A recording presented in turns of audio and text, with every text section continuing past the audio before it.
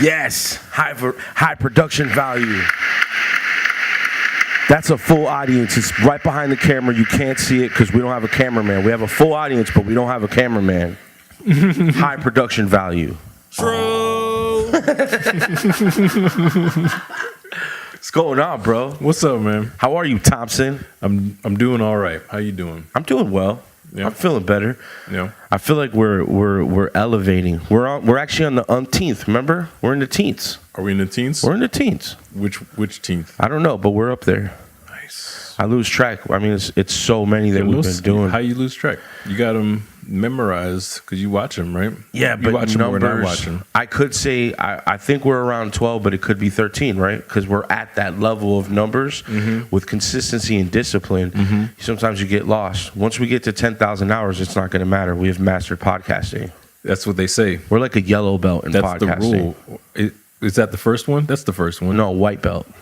You think we're out of the first one already? I think we're in a yellow belt. I don't know about that yet. Bro, we got like Trayvon, Ocoee Massacre, police scandals. Yeah. We're at a yellow belt. Nah, I would say we're still at a white belt. I think my facts are getting better. Okay. You know who's getting better at stuff? Hey guys, this is dedicated to you. This one goes out to my homies. The real ones I love. Pour some Hennessy out for my dead ones I love. What's this, Kimberly? Sounds like Sade. This is no ordinary love. No ordinary love. This is no ordinary love. No ordinary love. Yo, Kimberly's stepping her game up. I gave you more than I could give. I gave you love. I gave you all that I have inside. And you took my love. You took my love. My love. I hoped you enjoyed that cover. I was listening to a plethora of music. Like Frank Sinatra, I'm getting my singing in the rain feet wet. I'm coming out like a Christmas parade at Magic Kingdom. By the way, gentlemen, I'm starting a GoFundMe. I want a real body. Yes, a real one. That looks like a young Sade. I mean, what am I? An animatronics character from Pirate of the Caribbean at Disney World. Do you guys mind sharing the link on your social media for me? Help a sister out. This is so bad. Kimberly, that was a dope cover. I will though. I mean, I'd be interested to see. What if we raise a whole bunch of money and then we have to go through with it? Help her out. An animatronic body. No, like a real, like maybe like you ever seen those new Japanese sex toys? I'm not saying people have sex with her, but like it's like a real body. You know. How, Sway? Take a few steps. How, Sway? Oh, man. Let me tell you something. If it wasn't for Disney World and Universal Studios, none of this stuff would be able to go on. Okay.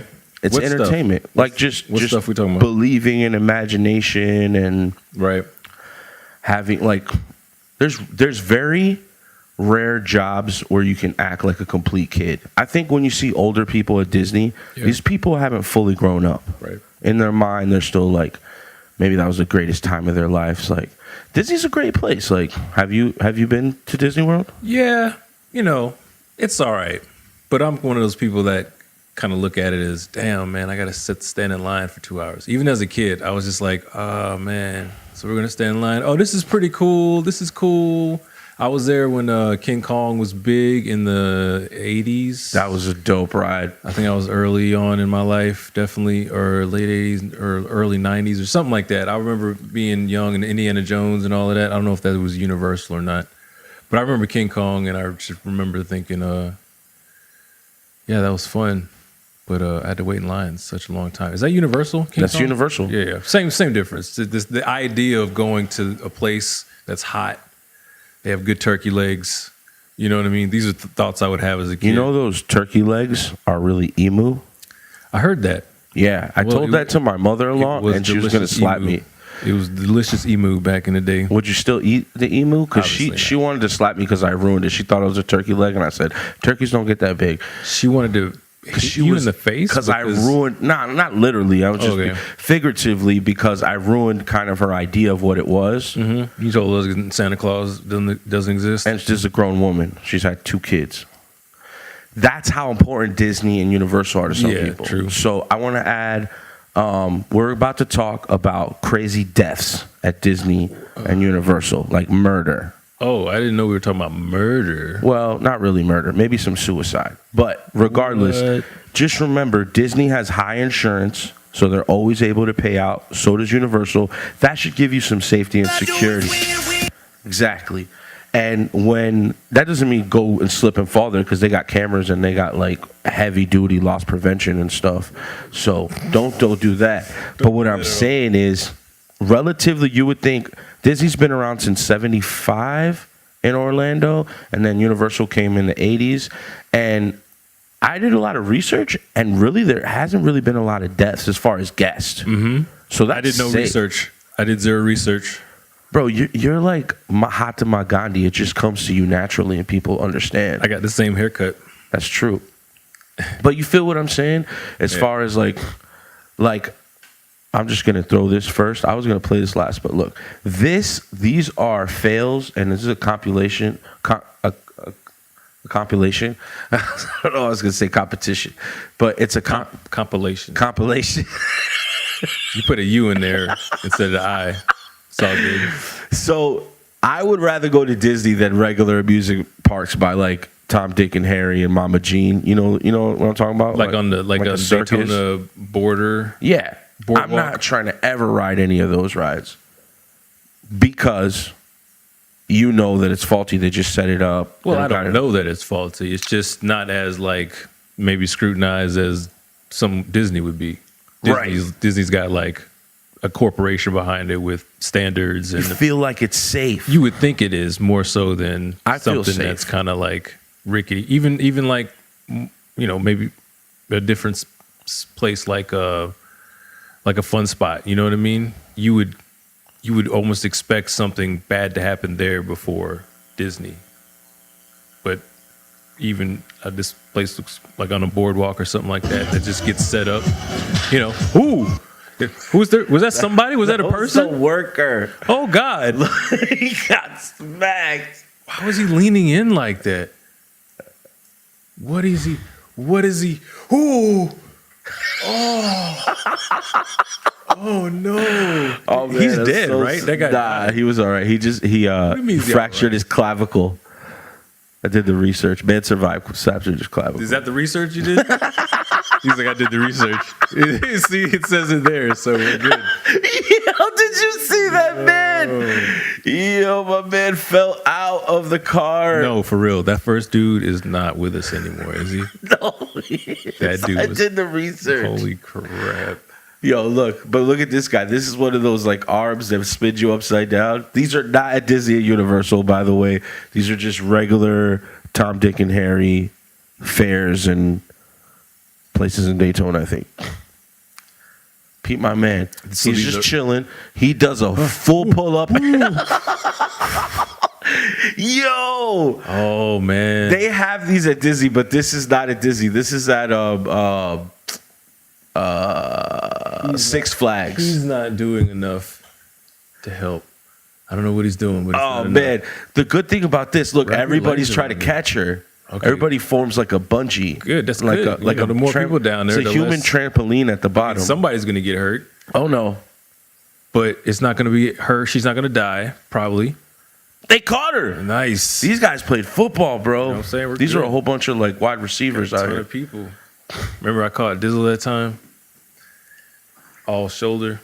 That's because you're hot. You're closer to the high. Yeah, the highest point. It didn't get time to really get heavy yet. Yeah, I sort of caught him right at there. Remember that time you tried to jump on top of a chair from 57 West and you broke your arm? I didn't break my arm actually.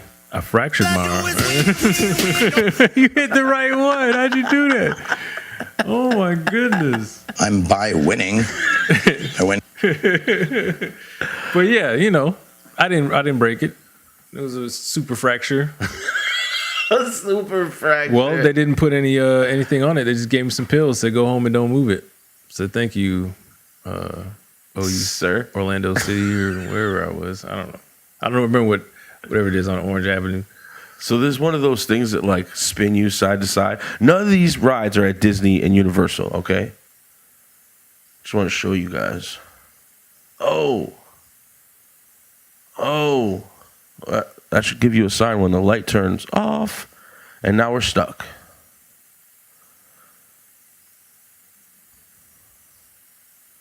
Well, is that it? Yeah, that was it. It gets stuck? I just got stuck up there. It's kind of scary. How you going to play two like crazy ass videos? You guys want to see more? I'm just saying. You want to see more? No, what I'm saying is you're down for the drama. I'm just wondering the order, maybe play the last one first to like, it got stuck. Never mind. I wanted to show that Disney and Universal are safe, but shit can still happen. Okay. Compared to like places like that are like out in the middle of nowhere that you could possibly. So remember how you were talking about King Kong, right? Yeah. Do you think that you could get a heart attack from King Kong? Me personally? Yeah, or just in general. Anybody? Well, in general, I don't know. That's a kind of a loaded question. All right, for you. No. Okay. You sure? Yeah. All right. Now, if you did get a heart attack, would it be okay for your loved ones to sue Universal? Do you think that like if you had a heart condition, right? You should be like, maybe I shouldn't ride that ride. If I had a condition, then I don't know. I guess me personally, I probably wouldn't ride a ride. I guess if I knew there was something that could jeopardize, I can't do that or I can't whatever. That's what I don't understand. Like a lot of these situations, they go to sue Universal and Disney, but it's a lot is the person's fault. You know what I mean? There's a story about. I'm gonna play the story for you guys real quick. All right. A family has filed a wrongful death lawsuit against the Universal Orlando Resort. Family members say a man died after riding King Kong. Jose Arana died shortly after getting off of the ride in December of 2016. The ride had opened just a few months earlier. The family is seeking more than $15,000. The lawsuit says Universal should have known the ride had the potential for a cardiovascular incident. Oh, there wasn't Suit claims the theme park failed to post warnings in Spanish for tourists who did not speak English. Arana's wife and son. That's another filed the layer lawsuit. to it, though. That's another layer to like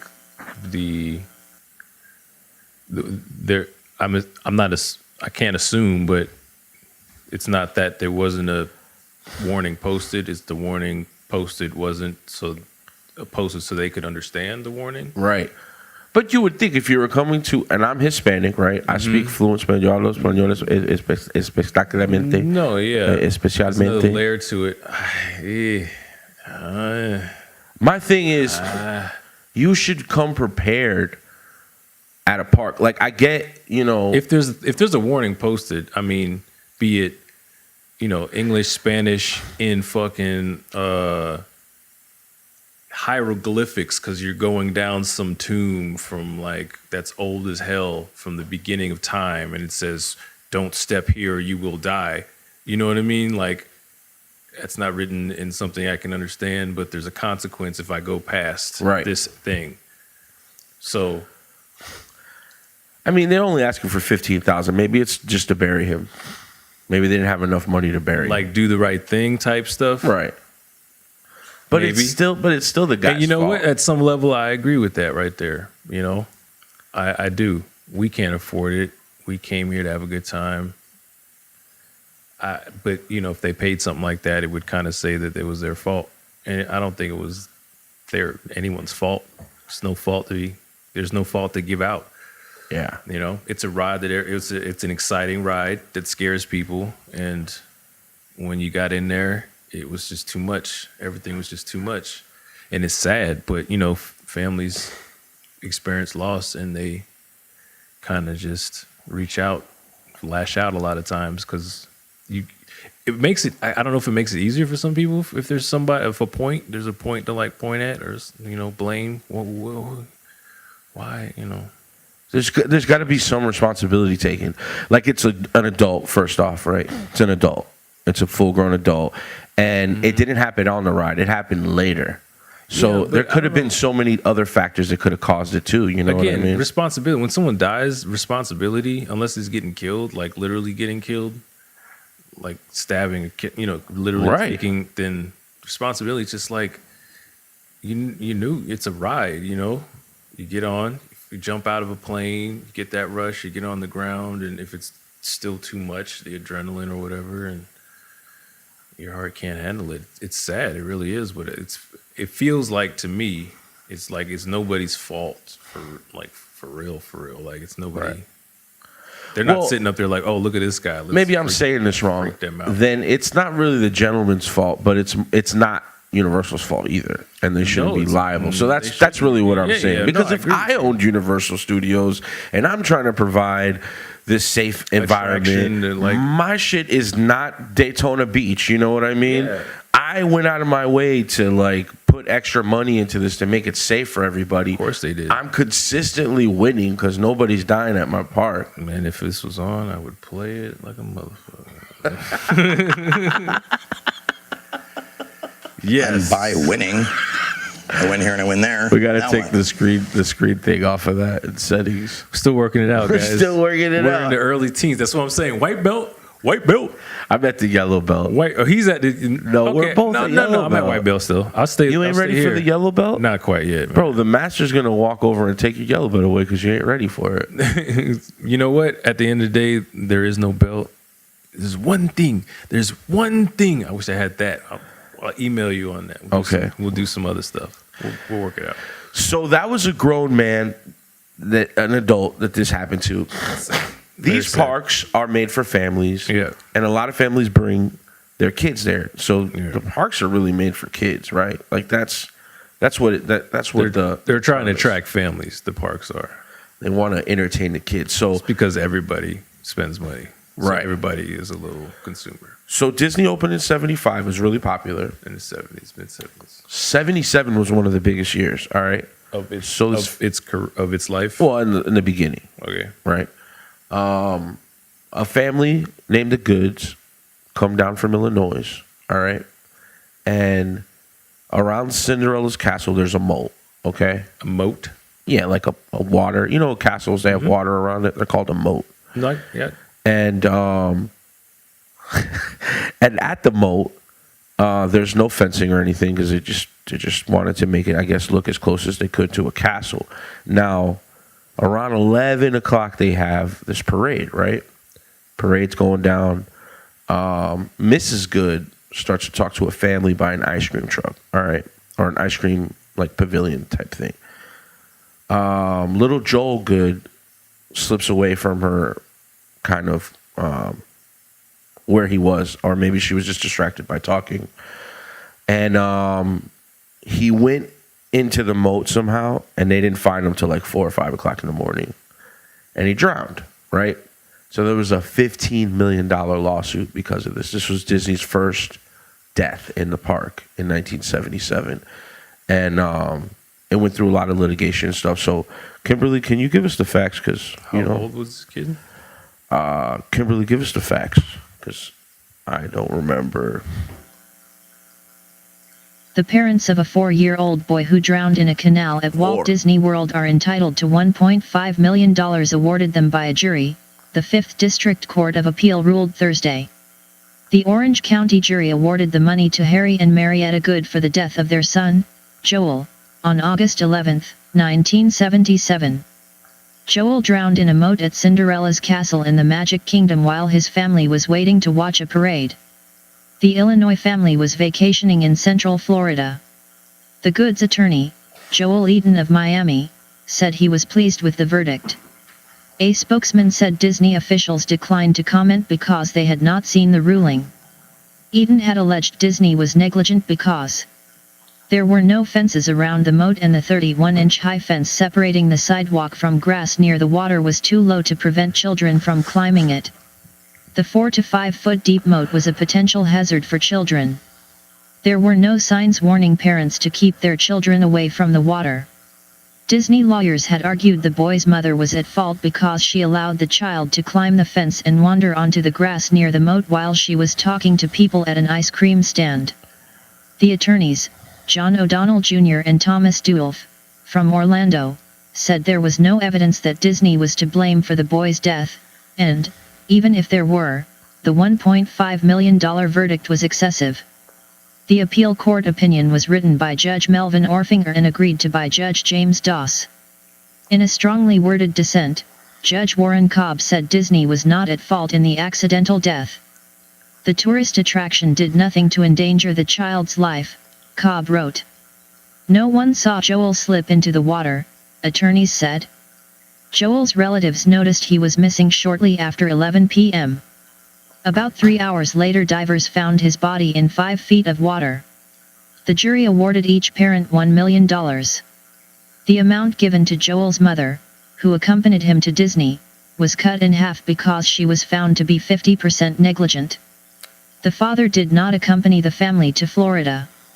Orange Circuit Judge Claude Edwards had ruled November 5, 1981, the case should not go to trial because there was no evidence of negligence by Disney. The appeal court reversed that finding in 1982 and sent the case back to the lower court for trial.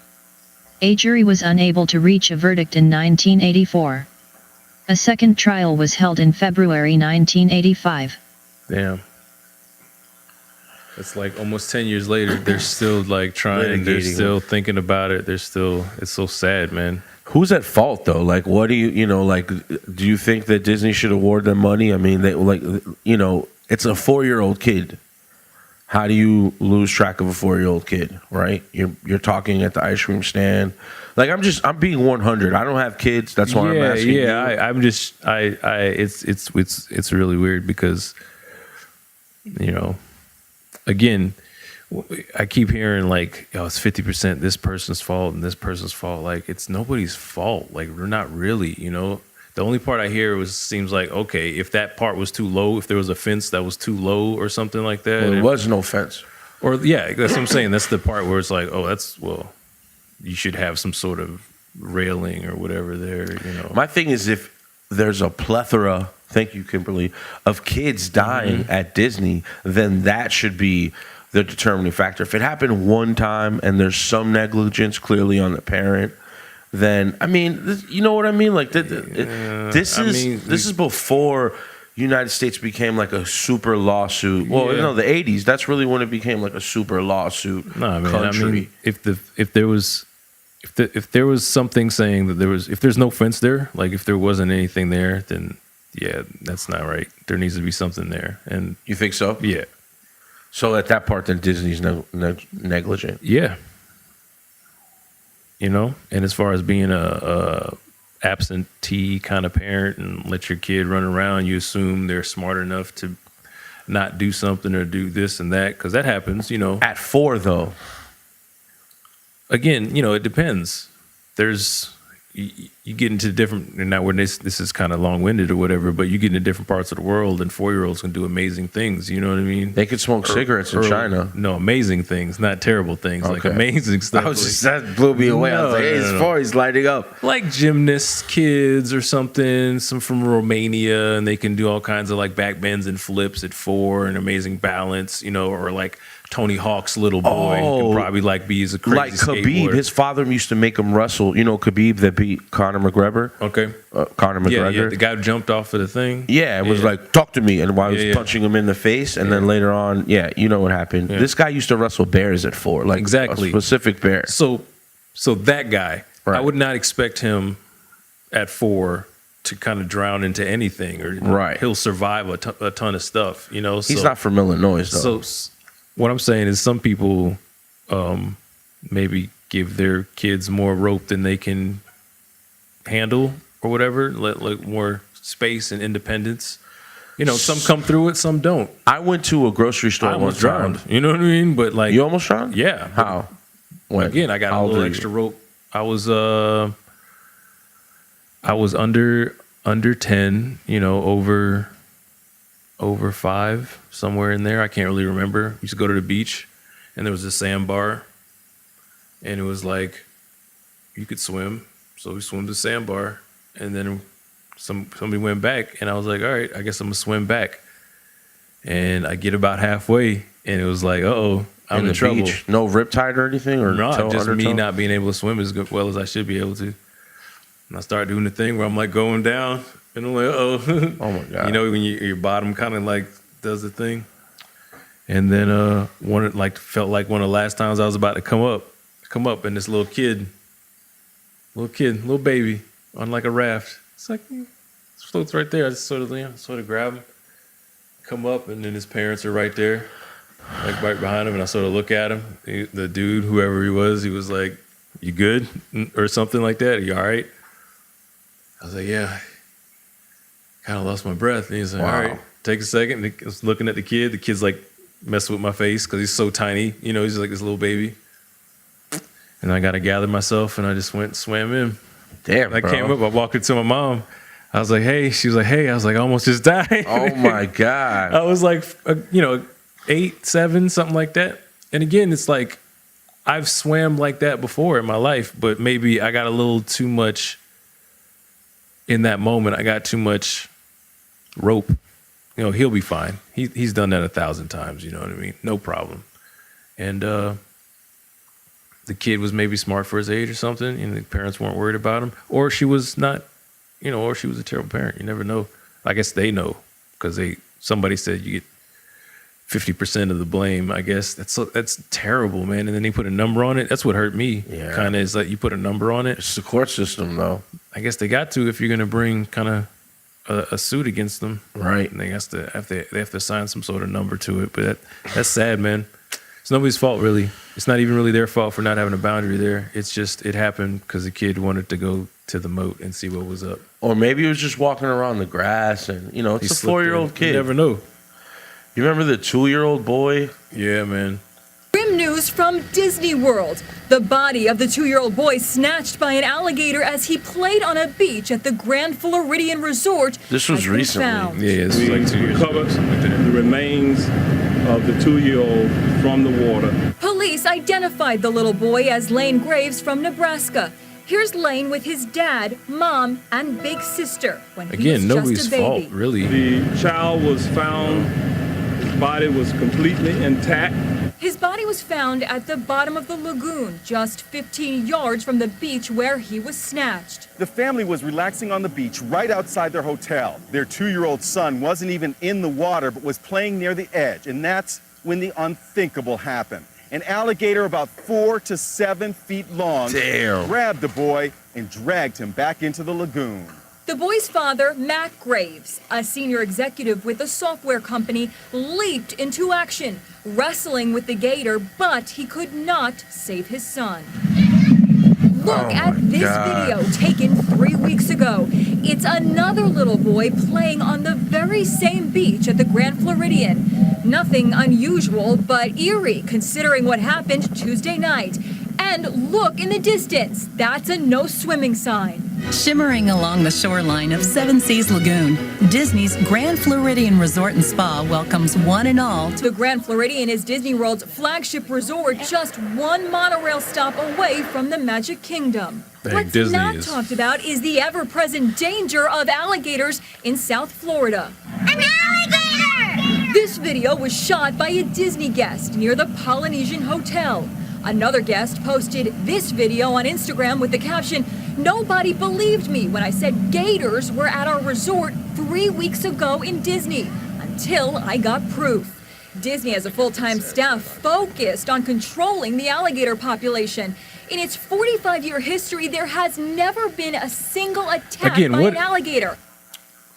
What do you propose, I guess, as a consumer, a guest or whatever? What do you want them to do exactly? Well, De-gatorize the thing? They Right. are. And They're trying. I think this family had every right to sue the shit out of Disney they didn't have the because sign that said gators. and it was completely negligence. Yeah. Like it's clearly your resort, take care of it. But they didn't sue. They just took it like it was a mistake. You know what I mean? Well, because It was. it's Florida, Yeah. you know. That's responsible of the parents to say, "Damn, that's crazy that happened." I don't know if at this like the other situation in the moat, probably would have blamed myself, right? And I think the difference is just the people. Well, it's an animal too. Well, no, it's the people too. I mean, it is. I guess that the situation's a little different, but it's the people too. I guarantee you put the same kind of folks, and again, a lot of it's pain, and a lot of it's just like somebody's going to pay for this. Somebody. A lot of people, and then some people are just like, they don't want anyone to hurt any way, fashion, or form at all. So we're just like, let's just keep it pushing. Yeah. And it's like, yeah, you should have a sign, I guess, but it's Florida and it's a big body of water. There's something in the water. There's something in the water. And they seem like they have a whole It's a lake. force of people trying to if they find any gators to take care of it. But The size of that lake, man. And That's it's sad, Orange man. County. it's sad. Orange County. Yeah. I mean, Orange County's huge though. Have you ever been on a roller coaster? Yes. Okay. Imagine flying through the roller coaster and getting hit by someone's keys that they left in their pocket. Right? People die like that, right? Whose fault is that? The keys coming out of the pocket. Well, you're supposed to take the keys out of your pocket. Right. You're supposed to take all of your sharp stuff. What if you're Japanese? If you don't see this, if you can't read the sign, Whose fault is it then? I don't know. It's a hard question. That's definitely a hard question. I guess I don't know. I guess is it the responsibility of you as a person to say I need to be able to read all signs, Right. and have all signs? Is that important, sort of thing, or does the facility, whatever it is, have the responsibility to check everybody? What do you do? Pat downs? You pat people down, stop and frisk at the ride and shit. Because people get hit by keys. This is not at Disney or at Universal, but this is the situation. This is what could happen. These guys are in a roller coaster, ready to take off. Then all of a sudden, debris. What was that? I think it was like a tree, or I think it might have been their camera.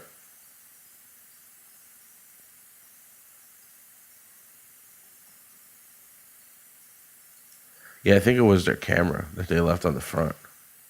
It was like the harness. And they got sprayed in the face. In the face. But there's this lawsuit that was going on in Universal. Yeah. With that type of thing, like you're on the ride and then Orlando is increasing safety measures at 3 of its most popular roller coasters by installing permanent metal detectors. Guests who wish to ride the Incredible Hulk, Dragon Challenge, and the Hollywood Rip Ride Rocket will be required to empty their pockets of loose change, keys, phones, and even selfie sticks before boarding, reports the Orlando Sentinel. That would be like Universal the first says the metal detectors are a solution to the problem of keeping guests safe from flying objects on attractions. Yeah. It's in response to what people are carrying in their pockets these days, Universal Orlando spokesman Tom Schroeder told the Sentinel.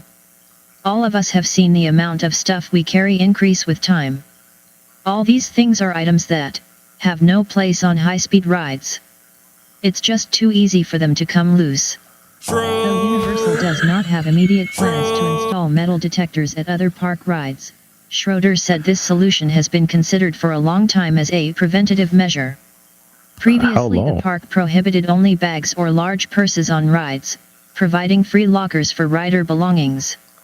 Though the metal detectors proved to a slight hindrance for people in line. It's kind of similar to the whole, putting a sign up that says, look out. It's like, of course, look out. But, of course, take this out of your pocket. But now we got to, now we have to, we're going to have to put metal detectors everywhere because people don't want to just. You want to know why? Because people don't. Some dude lost his eye.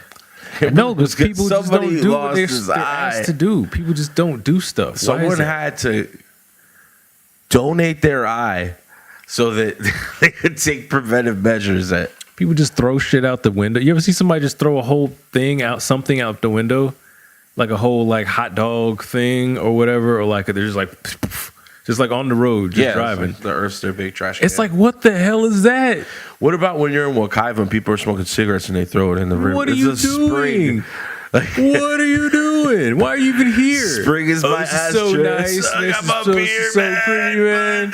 High Life. Damn. Are you drinking High Life today? No. Foster's, Australia for beer. No, man. I keep it classy. You know what I mean? Sometimes. Never mind.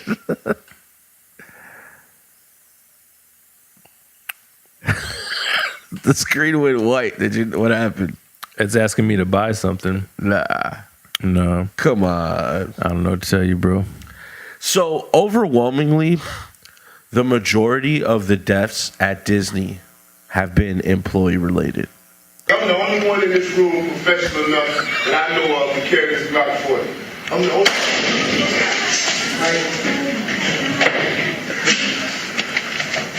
No more. Is everybody all right? Is everybody all right? Sorry, it's working again.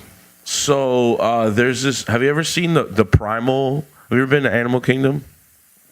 There's this roller coaster called the Primal, and there's been two separate. Well, there's an injury and a death at this ride, and it's all been. My whole question, this next question I have, is it's two questions, right? It's going to start. Who should work at Disney? Older people or younger people? What? All people. All people? Sure. Okay. Well, according to statistics, older people get hurt more at Disney, employee and guest related. Because of the fact that they're older? I mean, that's a determining factor. I mean, they are older and it's happening. Okay. That doesn't mean it's happening because they're older, though. No, I'm just reading statistics. They may be in different jobs that are harder because they're older. You think an older person should be working at a roller coaster ride? What I don't know. What does older mean? Like, like retired. So like over the age of 60. Mm-hmm. Should they be working at what is their responsibilities? They could do anything, but should they be at a roller coaster? Like a high performance. What is their responsibilities? I mean, they're working the platform and they fall off and die. The platform, what's that? Like, like it's a roller coaster, so it comes in and stops, right? And there's a platform there. Mm-hmm. And it's high as fuck. The people that are there. Right. Okay. And like, shouldn't you put them maybe at a ticket booth or something?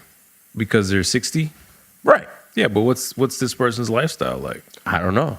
There's some very fit 60-year-olds. There's some very fit 80-year-olds. True. If you can do the job, whatever it is this world. Good point. Do it. If Gus is 61 and he can barely get up a flight of stairs, maybe Gus shouldn't work at something that's high. Right. But if Gus is like a freaking super fit, gluten-free. Listens to 2 Chainz. I only got hit it once. And he can do the job, then whatever, I don't care. Man, woman, child. If little Clara is like 17, but she's 6'5" because she's like from Iceland and something, and there's just like a whole island of crazy strong people, and she can do some sort of like hard job, it doesn't matter to me that she's a 17-year-old girl. You know what I mean? Because she eats whale. You ever seen those videos where they kill the whales? Whatever it is, if you could do the job and whatever, let's get it done. Go, boom. You always got to use your best tool in the shed, man, or toolbox, or. Well, you made a good point. This is a story about the Primal ride, and it's just had some like weird occurrences. There's been a few people that have been hurt, and dead, and died. Yeah. True. Walt Disney World will keep the roller coaster closed through the summer as federal investigators continue examining the death of a resort mechanic who was killed while working on the attraction in March 2011. Oh no, this is 2011. Disney recently extended the closure of Primeval Whirl, a spinning coaster in Disney's Animal Kingdom that has been shut down since January for maintenance, until at least September 14, 2011. The reopening of the ride, initially scheduled for April, already had been postponed once, until early June 2011.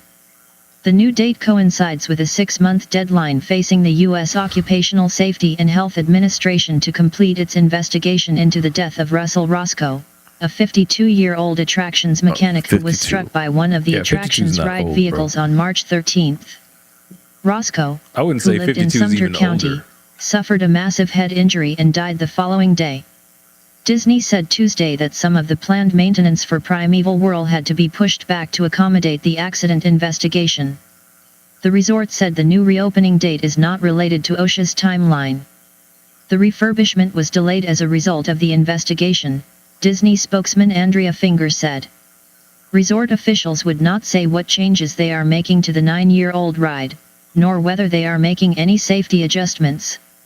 It would not be appropriate to comment while OSHA is still reviewing the incident, Finger said. It would not be the first time Disney has had to make safety upgrades to Primeval Whirl following an accident. The attraction, which opened in April 2002, is actually 2 Wild Mouse-style roller coasters that operate side by side, featuring spinning, 4-person ride vehicles that descend through a series of tight, flat turns. Yeah. In November That's a 2007, kid's ride, I think, right? Karen Price, a 63-year-old Can't ride think. operator, was loading guests into like the it is. attraction when she was hit by one of the vehicles. I think Right. it comes by fast, I think. Well, that's what I'm saying. So we had a 52-year-old and a 62-year-old, a But again, male and a female, if and they they both got struck by the car. apparently well, she fell off the platform. Couldn't do it or slipped or, didn't have her orange juice that morning and, You're gonna blame this on Minute Maid? well, if they're like her sugar levels are low or something and she kind of like got lightheaded or something, you never know what happens with people. That's true. Happens and could have been in that moment. I could be squatting, right? And then I stand up and I get like a little woozy for like a half a second because I stood up too quick or whatever. Maybe that happened, I wasn't there, but I wouldn't put it on their age. I guess is my ultimate. I agree. So there was so age going, with going with the age story, there was also a young man, a 21-year-old man, right, that was driving a monorail. So my thing is, okay, maybe we shouldn't have older people at, Primal Whirl, which is like, an intense kind of roller coaster-ish ride. And maybe we should have older people driving the monorail, because maybe 21 is too young to be driving the The monorail. responsibility of driving a monorail. So this is the monorail. The crash story. that killed 21-year-old monorail pilot Austin Wunnenberg was the most horrific thing I have ever personally experienced, said Gary Vinson, Jr., who was standing in line waiting for a tram when the accident occurred. A witness said one of the trains rammed into the back of a stationary train about 2 a.m. at the resort's Ticket and Transport Center. There were 8 people on board at the time, the Orange County Sheriff's Office said. A second employee was taken to a hospital to be checked. The 6 guests, members of a single family, were evaluated by paramedics at the scene and released. Disney World officials said none of the 7 was injured. Authorities identified the driver as Austin Wunnenberg, a senior at Stetson University studying computer science. "It's a terrible day for us," said Mike Griffin, Disney's vice president for public affairs. "Our hearts go out to Austin and his family." A statement from Wunnenberg's family said, "He always enjoyed his work at Disney, and especially enjoyed his work as a monorail pilot. He has many great friends who he has positively influenced. Everyone will truly miss this dynamic young man." The theme park is working with county authorities and the U.S. Occupational Safety and Health Administration in the investigation. "The safety of our cast and our guests is legendary, and it's our top priority." It's legendary. So this is the video of the monorail afterwards, okay? You seem like you ate something bitter. You want to get something off your mind? Nah, I didn't. I wanted to ask what Kimberly was talking about and where she was, from what part of her soul she was bringing that out. Because legendary to say, it was a weird combination of words I heard at the end there. I think she was quoting an article from the internet. Okay.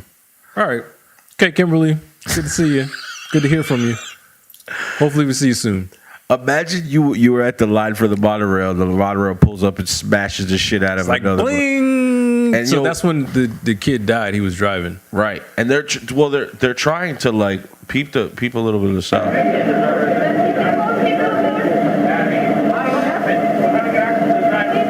The family in the back is okay, but this is where they're trying to get him out, but he's not responding. Yeah, because he's dead, right?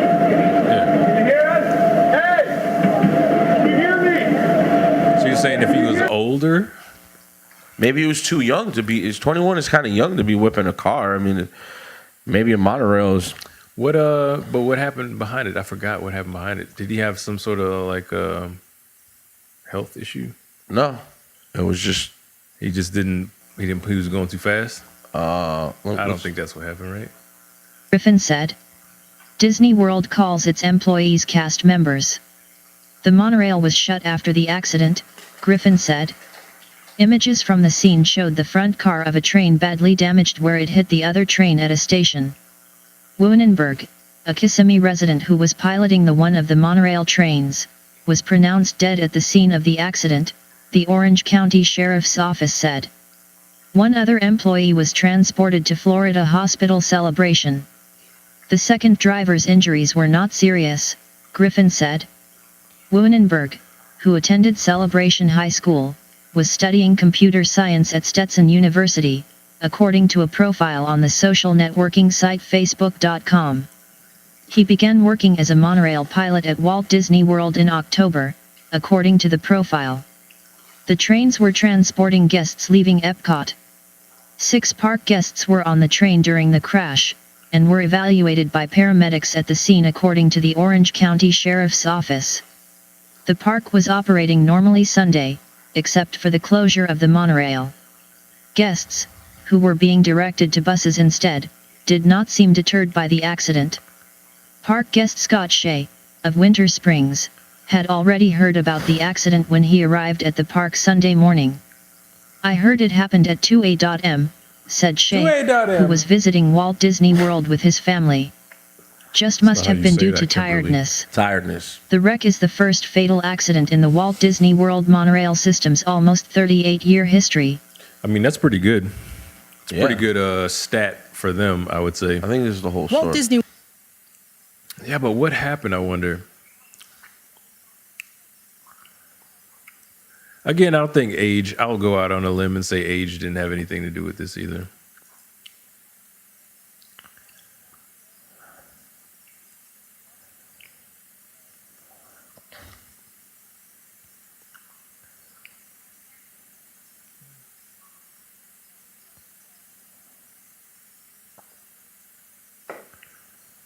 It's crazy that the family didn't get hurt because they don't even have seatbelts on those things. Every day was shut down while authorities investigated the wreck. Safety of the cast and guests is our top priority.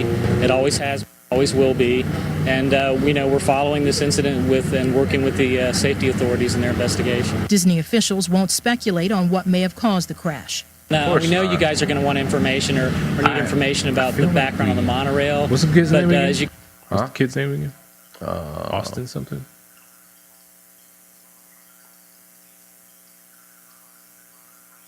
38.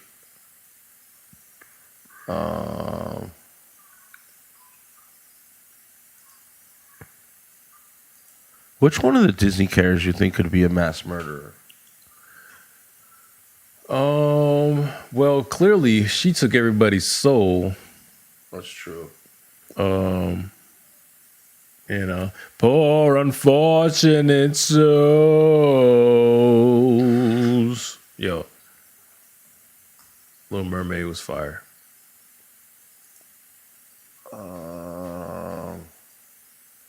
The seaweed is always greener in somebody else's lake.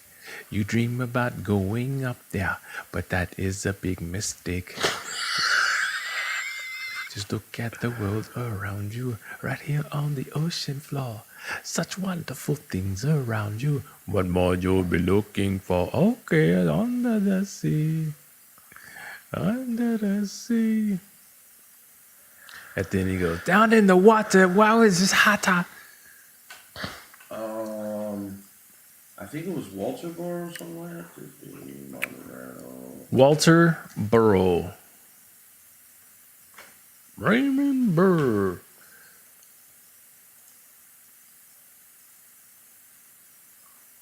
Suing for wrongful death. Click that one, yeah. Austin Winenberg. Yeah. Was killed when a monorail backed into the front. He was driving. Yeah. Backed into the front of the train. He was driving. Oh, so he wasn't driving the one that. Oh, the other guy was? He was just in it. Because when the monorail backed into the front of the train, he was driving. Okay, so Austin's mother filed a civil lawsuit for the park in January of 2010, saying the monorail manager on duty that night intentionally concealed his whereabouts and did not let employees know that he did not. What was going on? Said in court documents that the monorail manager, David Gilmore, masqueraded as if he was a concourse tower on site, but he wasn't. So this dude was somewhere else apparently then, because when the tower is empty, they're relying commands from a restaurant while not letting drivers know they were flying blind. From a restaurant? Monorail cockpits. I don't know. Sounds like some sort of negligence. On Disney's part, maybe? Sure. I mean, everybody works for Disney there. Right. So, but it seems like one of the employees maybe weren't doing what he was supposed to be doing. I don't know. Well, yeah, and he wasn't trying to be compliant. And OSHA filed a $44,000 violation for safety violation. So it's like a fine. And then it was lowered down to $35,200.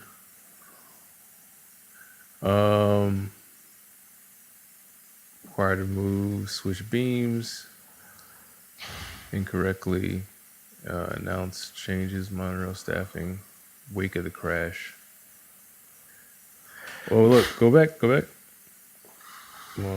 Changes to monorail staffing. So, I mean, Disney has their own police. Disney has their own fire station. I guess at the end of the day, they took care of the problem. It wasn't necessarily Disney's fault. It was one thing that happened in 45 years. There was some employee maybe who was like, "Oh man, I'm in charge of the monorails. You know what I can do, because those things take care of themselves. I can dip off the Chili's real quick, maybe have a bite, have a shot. It's 2 for 1." And what, the guy didn't see? You don't think he should have slowed down? If you scroll, no, not that guy. Go scroll. Wait. Concealed his whereabouts, did not let employees know he could not see what was going on. He concealed his whereabouts because masqueraded he was on the concourse tower when he was actually at a Perkins restaurant off of Disney property. Oh. So it's like, my job is to be here and look. But since this shit is so easy, I can say I'm here and be over here, because it's close. Bow, whatever I'm doing. I'm going to dip off to Perkins and get me his cookies. Whatever, you know what I mean? They got a good bakery over there. Kind of human nature sort of thing. This job is cakewalk. It's I'm overseeing a monorail. Right. It's they take care of itself. But that's, obviously the wrong way to look at it, because you got a job to do. So just make sure the monorail's good. Do your thing. Switch things. Switch whatever it is. Switch tracks. Whatever. So negligence, bro. Negligence. And if that's the case, to conceal the whereabouts and all of that, and now you're now you done hurt somebody. What if you showed up to Universal? So the question is, should they get money for that? Who should get money? The family, Austin. Yeah. Because Disney allowed an employee to be... Well, there was some negligence on the company's fault, because they provided an employee that was negligent. And that should warrant some type of settlement. Did they get anything? There was a fine. Right. I think they were still in litigation. Probably, right. I wonder, what do you think? Should he get something? Yeah? Yeah, I think the parents should get something. How much? Is it the same? Is it like $1 million. Is it $1 million per child that gets murdered? That because the other guy, the other kid. I think it should be when they shot Biggie. Why is Biggie in this? Because I'm bringing in a lawsuit about death, right? When they shot Biggie with the Good lie. Oh. When they did that to Biggie over in L.A., his mother, Valletta Wallace, sued the police department because they were complicit. They said that there was an off-duty cop that could have been tied to the crime. Mm-hmm.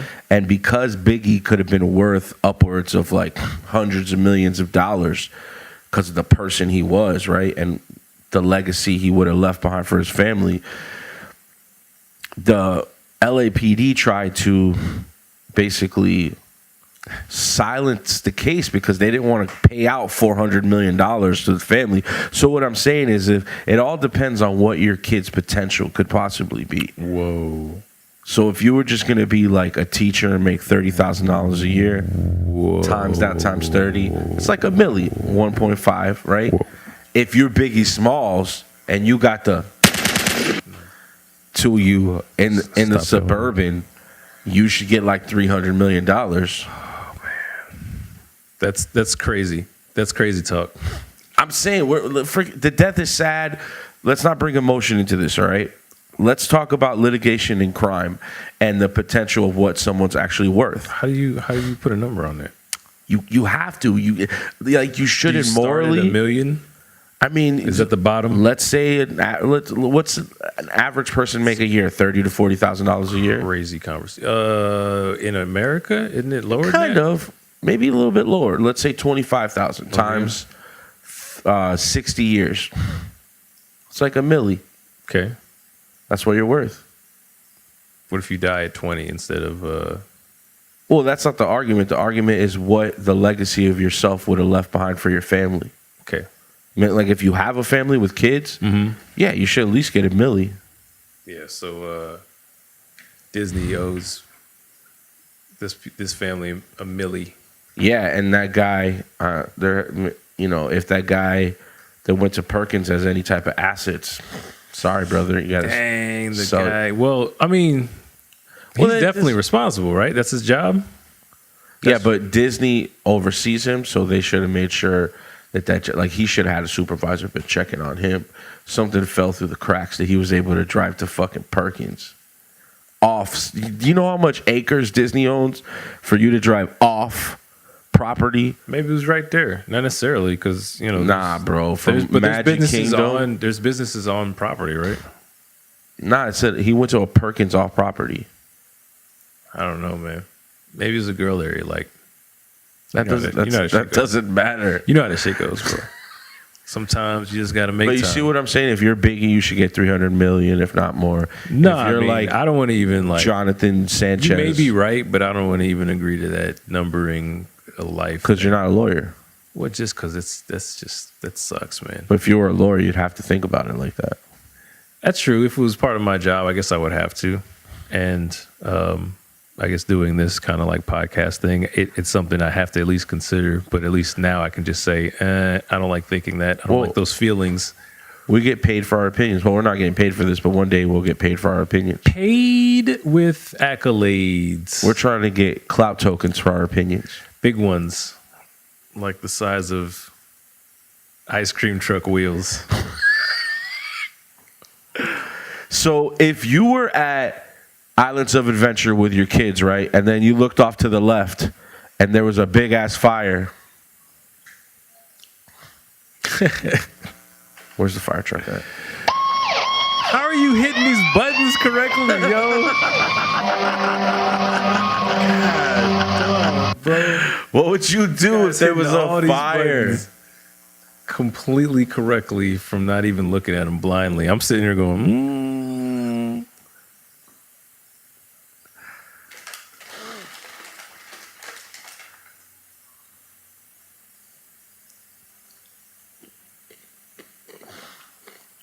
Look at the smoke billowing.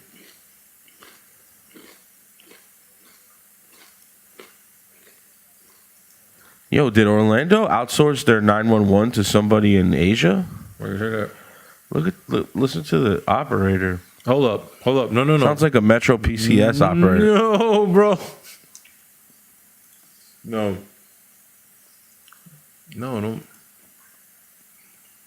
man. What? You can't That say sounds like it. Sounds like nothing. It's similar. He just has an accent. What does it mean? What do you mean I can't say that? Because he just has an accent. That's all it means. Bro, a lot of big corporations are outsourcing their stuff to like Haiti, India, the Congo. I know. I'm just saying you can't assume, I guess. Why not?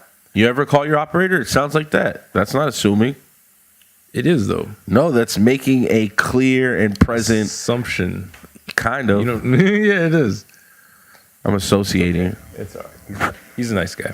He's a nice guy. It's not. What would you do if you pulled up, skirt, take the family to Universal and there was a smoke billowing from the middle of the park? I'd find out what ride it was and if it was something that, if it's something that I was considering riding. And if it was, then I'd make that decision there, I guess. I would look for water bottles. No, it's a waste of time, obviously. Nah, it's fire. I need some water. No, you don't need to do anything. There's a whole... I'm not going to put the fire out with water bottles. I just need some water. For what? To drink?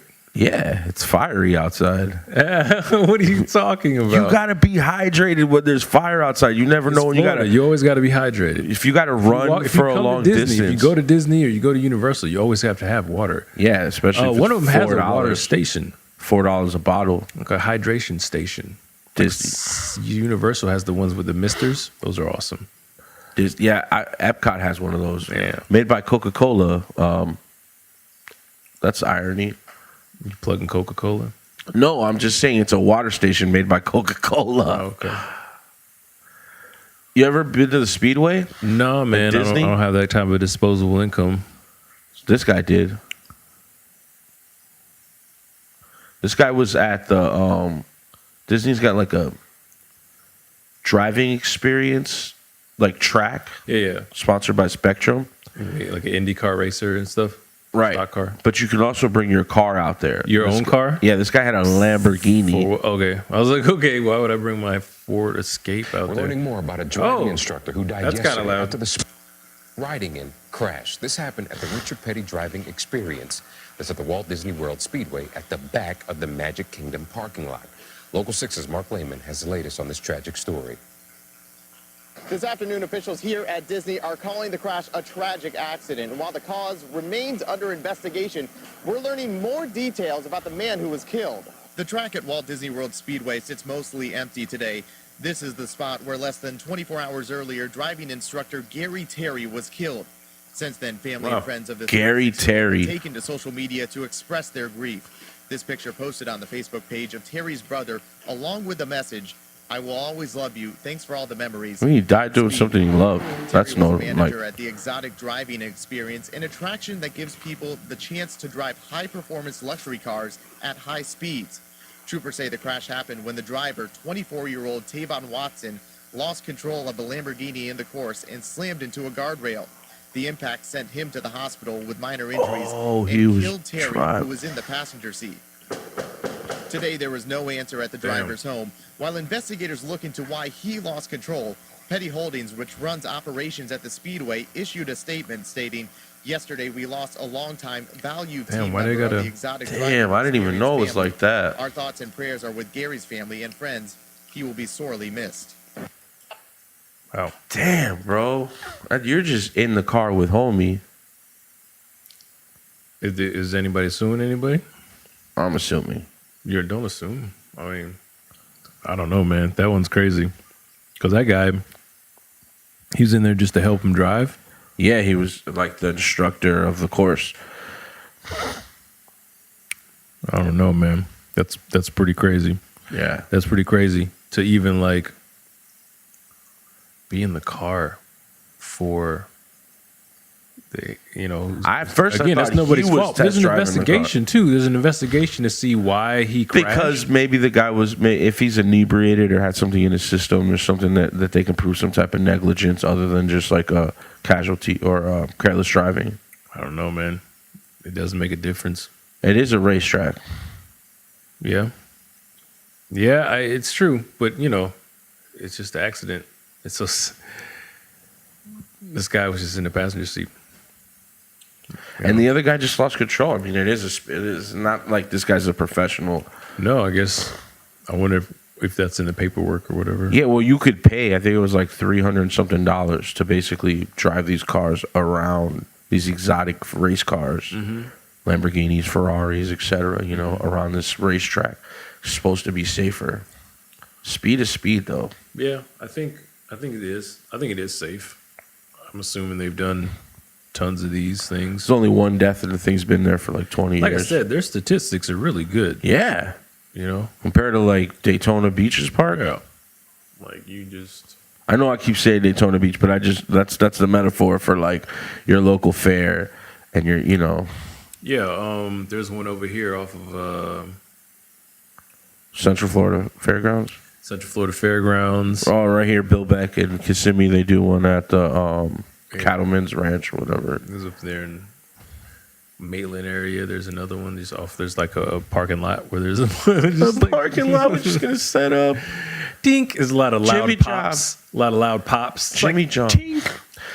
So, have you ever been afraid at work that like somebody's significant other is like gonna come into the job and spray the area up? Has that ever happened? You guys ever been like alarmed by an employee's loved one? Maybe Sorta, throwing some kinda. threats might show up to the job. Sort of, kind of. Yeah. No. But it's never happened, right? No. Imagine if some guy shows up with a shotgun. This happened in Disney, 1992. 92. Winter Park. Orange County deputy sheriffs say Ferris, 37, is the same man who entered Disney's my Epcot age. Center carrying a gun after it closed Saturday night. They say he fired 4 shotgun blasts at security guards and later held 2 of them hostage before taking his own life. Sheriff's spokesman Jim Solomon said Ferris went to the park in search of his ex-girlfriend, Barbara Krause, 33, a security guard at the park. She could not be reached for comment. The incident and suicide shocked friends and neighbors, all who described Al as a friendly, kind man. He was a big teddy bear kind of guy, said longtime friend John Junta of Rochester, NY. He'd always have a smile and a handshake. Solomon's and neighbors said Ferris' tirade followed the couple's split on July 30th after a fight. They said Krause broke up with Ferris and that he later slit his wrists. The woman later obtained a court order to keep Ferris away from her, Solomon said. A few days later, Ferris moved to his hometown of Rochester. Solomon said he was last seen in New York on Thursday after telling a brother that he was going to a wedding this weekend. Ferris turned up at Epcot on Saturday night at 10:30 p.m., 90 minutes after the park closed. Solomons gave this account of the incident. Ferris confronted a guard at the park and demanded to see his former girlfriend but was refused. 2 other guards then confronted Ferris. The man then produced a 12-gauge shotgun, with its stock cut off, from a nylon bag. Ferris fired 3 blasts at the first guard, who fled unharmed. The 2 others also ran, but after Ferris fired 1 shot, both stopped and were held hostage for 10 minutes in a restroom near the Journey into Imagination Pavilion. Yeah. The pavilion is sponsored by Kodak, which has its headquarters in Rochester. What? Deputies immediately surrounded the area, How the and fucking Ferris tie is released that, his Kimberly? hostages. It's a weird. He then emerged, Thanks, walking around the Kimberly. pavilion with the gun clenched to his chest. "Shoot me. Shoot me. You're going to have to kill me," Ferris yelled. Moments later, he held the gun to his head and fired. Even when shotgun. deputies tried to administer first aid, Ferris attempted to struggle with them, Solomon said. Ferris was rushed by sheriff's helicopter to Orlando Regional Medical Center, where he was pronounced dead on arrival. Disney spokesman John Dreyer said no guests or night shift workers who clean the park were inside during the shooting. He said the guards, who are unarmed, were not injured. Solomon said the couple dated for 8 years.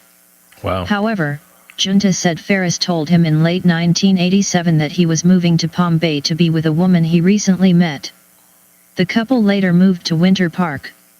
Smith, who lived across the courtyard from Ferris and Krause at Winter Park Woods Apartments, said he consoled Ferris the day after the couple split in July.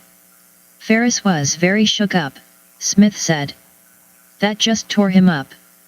Ferris, a burly man who worked in the moving business, also asked Smith to remove a case of beer and a bottle of whiskey from Ferris' apartment. Wait, laughing at the burly Smith man. said he was unaware if Ferris had any drinking problems. Description.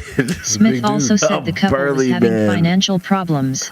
Sound like he was a He big was dude. like, I don't mean to laugh at the death. I wasn't laughing at the dead guy. I was laughing at the way she described him as a burly man. No, earlier the guy said he was a teddy bear, so he's probably like a bigger dude. And damn, it could have been me. He was going through it. Well, hopefully not, man. You know, there's other women in the world, bro. Let's not blow your head off with a shotgun. But apparently not blow your head off. He was still alive afterwards. Like, you hit your head with a shotgun and like maybe just blew off the side of his face or something. Maybe he didn't mean to or something. Nah, bro. How do you not mean to shoot yourself in the face? Well, it can happen like accidental, like he's pointing it at his head and he's just like, oh, like maybe he wants to, and then it was just like, whoops. Like he's just like, you shot guns before. Yeah, not a lot, but yeah, I've done that. I mean, the trigger, you put your finger on the trigger, it's meant to be. Yeah, but a shotgun. Oh, he had a sawed off though. What do you mean? A shotgun would be hard to like. You know what I mean? Oh, right. But yeah, maybe it was short enough you can just sort of. Well, because it was a sawed off. If it's just leaning against this, you know. Again, I don't know. I was not there, but you think Disney cops? It doesn't mean she's not coming back though. Like even and especially now. Yeah. Like especially now. Thanks for coming to my job with that shotgun. It really showed me how much you love me. I am completely with you now. Oh man, I was wondering, he needs to do something to show me that he loves me. You know, something like a grand gesture, like hold me and my friends hostage. What, man? That's the always thing when I see stories like this. It's like, what do they think's going to happen afterwards? I just wanted to talk to her, or I just wanted to do this. I think This it was is going there to ruining any kill her. chance whatsoever. I think it was going there to kill her. I don't know, man. I don't know, but that's ruining any chance whatsoever of it ever happening. And don't do it at Disney, bro. What do you mean? It's a place full of kids, man. Like, well, don't do it at all because. Yeah, you're right, but I'm just saying Disney's even worse. I don't know. They got their own security force. It might be a good place to do it if you're going to do it. Disney's got their own fires, everything. We're going to do a whole episode on it. Wonderful Wonderland. Deep dive into Disney's Illuminati. Triple D's. We can Google Disney and Illuminati. D's. Yeah. Like, yo, Disney, so we've seen all this crazy stuff that happened, right? And I said overwhelmingly, the people that die in Disney are the employees. This is the worst situation to me because who's your favorite Disney character? Wow, on the spot, huh? Disney character. Come on. Come on. Pluto. Wow. Did you really just say that? Pluto the dog. That's my favorite Disney character. I wasn't, look, honestly, damn. Some universal shit. Pluto got ran over by a float. What are we talking? What? Pluto got ran over by a float. What do you mean? A float ran over and killed a costumed Disney worker during a Magic Kingdom parade, park officials and police said. Javier Cruz, 38, a father of 2 and an 8-year Disney veteran, was playing Pluto in the daily afternoon parade. Javier was a Disney character even when he wasn't working, said his sister, Wanda Marin, 36, of Orlando. I used to call him a wingless angel. About 3:30 p.m. he was at work, in a backstage area near Frontierland about to enter the public area of the park when the accident was witnessed by a handful of his co-workers. We think very few guests saw it, if any, said park spokesman Bill Warren. Of course. Disney released few details about the death Wednesday night, citing ongoing investigations by the Orange County Sheriff's Office and the Occupational Safety and Health Administration. An Orange County Sheriff's Office spokesman, Deputy Carlos Torres, said the death appeared to be accidental. The afternoon Share a Dream Come True parade is a favorite of guests at Disney's signature Orlando theme park, featuring large floats resembling snow globes and dozens of costumed characters. Cruz began work at Disney as a custodian in 1995, and eventually began wearing costumes, silently interacting with guests. Before playing Pluto, he performed in the Lion King show and portrayed the character of Eeyore at the park. You know what's crazy? How you would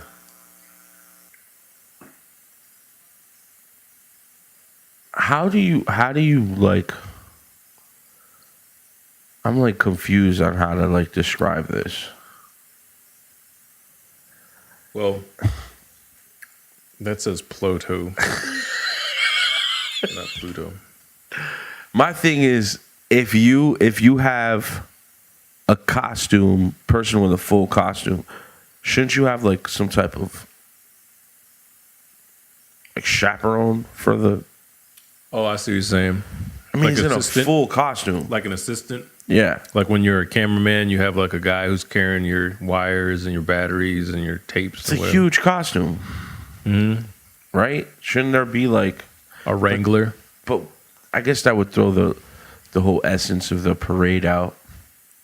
Well, maybe you can have a guy who like oversees 5 of them or something from like a central area where you can just sort of see. My whole thing too is there's this underlining theme behind all these stories that like Disney's always like real silent. You think they should be more open and tell the facts? Or, you know, obviously they're trying to protect their brand. And the less information out, the better. I mean, I feel like as long as they're fixing things and it's not bad, I don't really care about how vocal they are about stuff. It's true. Same way it's like, should an old person run this or that? It's like, can they do the job? And whatever.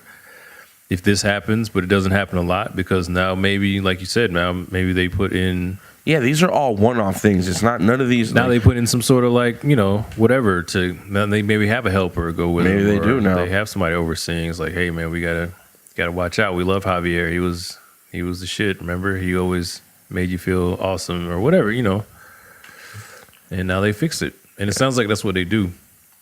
I think when you do keep things secret, it automatically turns people off and it automatically makes people assume the worst. So conspiracy. You got your own police force, you got your own fire, you got your own blah blah blah, and it's like this is kind of like eerie. This is at least a breeding ground for something nefarious. You think or whatever? You think there might be some death cover-ups?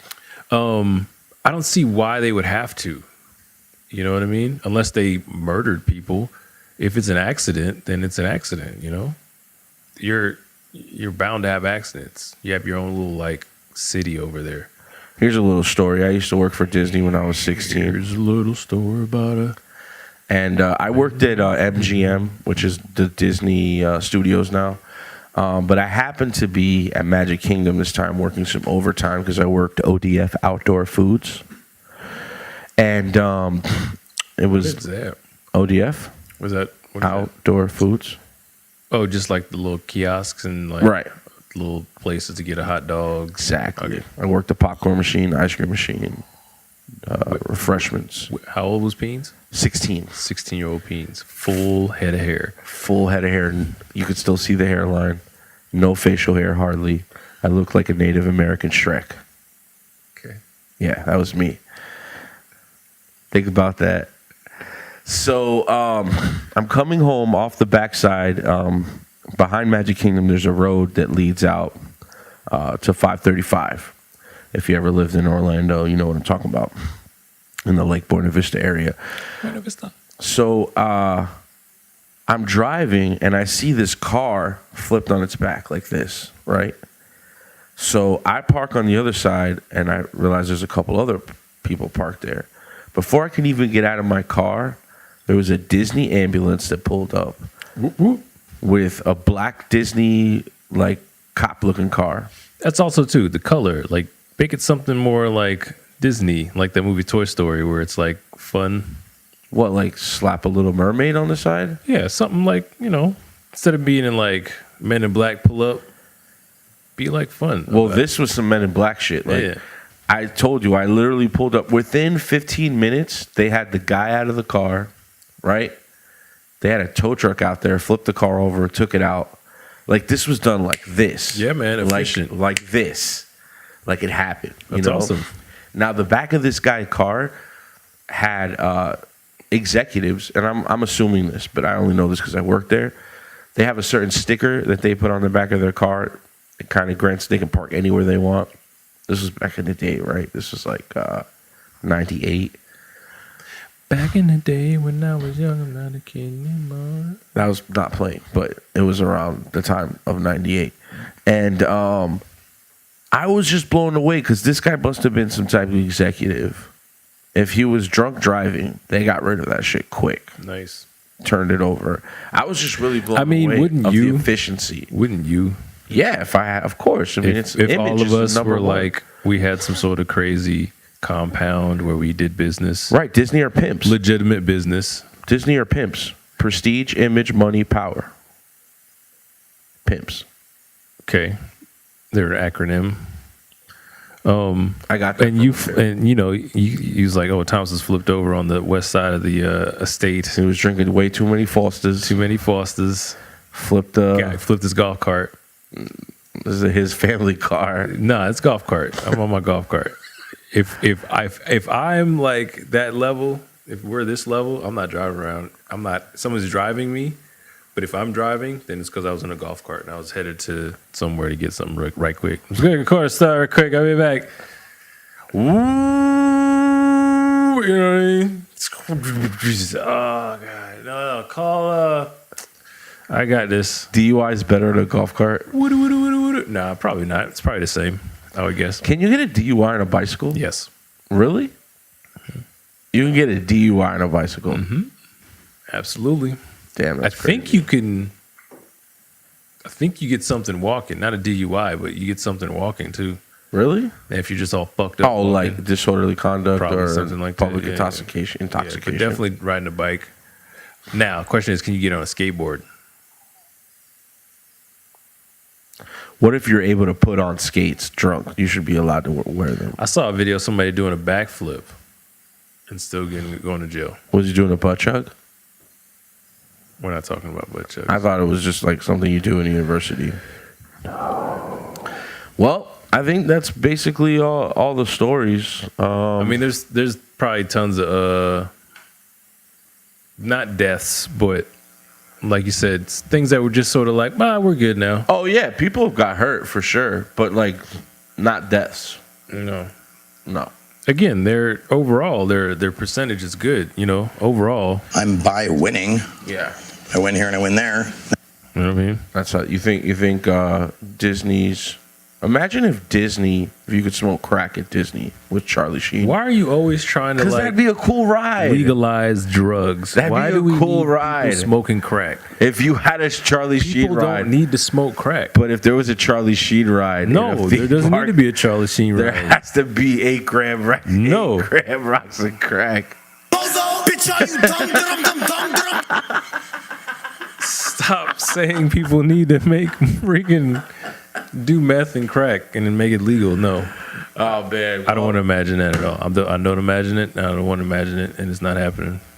Oh man, I don't know what to tell you except for that's another episode. Yes, absolutely. That was a fun one, except for the fact that people died. People died, and it was a lot of like kids dying too. Not a lot, but any there was 2 kids that died. Yeah, it's just not good, man. Yeah. It makes you feel bad. Well, condolence to all the families that we talked about in the story. We're a podcast of immature idiots. At least I am. But he sometimes rides in a canoe with me. I fall in. We both flip over. But, in general, I think Disney and Universal are safe places. For sure. They definitely are. I like going there whenever I get the chance, and I've lived in Orlando for a long Disney time. As much. I'm not a big Disney. More Universal. You asked at the beginning, it's like Disney's all right.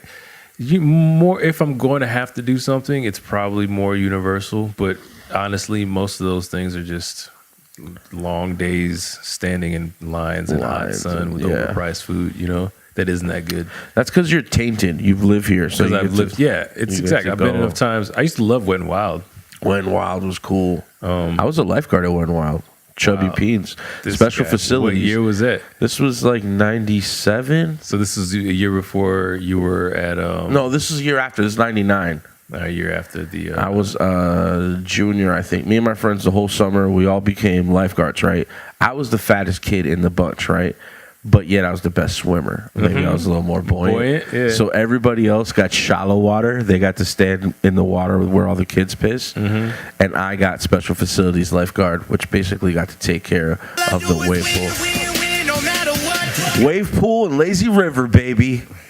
That's awesome, man. Yeah, man. No, I can never swim well. I don't have the buoyancy. What do you mean? I don't float You're well. negative buoyant? Yeah. I You don't just sink?